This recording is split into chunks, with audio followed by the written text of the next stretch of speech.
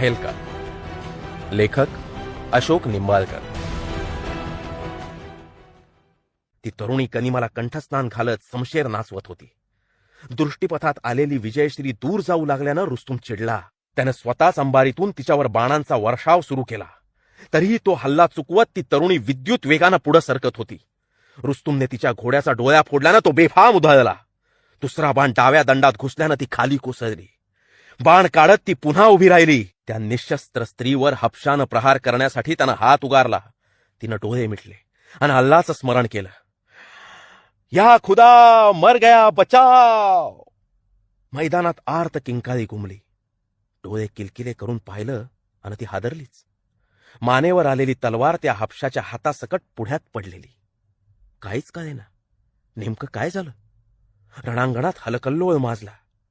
शेर आ गया भागो. म्हणत रुस्तुमचं सैन्य परागंदा होऊ लागलं. ये कैसे हो गया बशीर. अवसान गळालेल्या बशीरनं काहीच जबाब दिला नाही. राव रंभा वापस कैसे आ गया.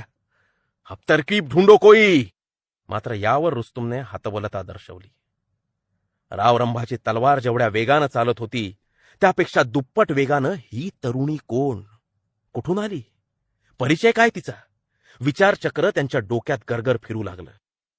एवढ्यात त्या तरुणीचा तोल गेला. विजेच्या चपळाईनं त्यांनी घोड्यावरून उडी मारत तिला वरच्यावर झेललं.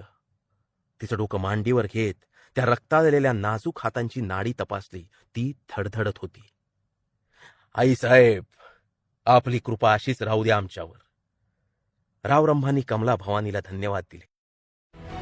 आवाज अंबरीश देशपांडे. ही स्टोरी टेलची 2018ची निर्मिती आहे.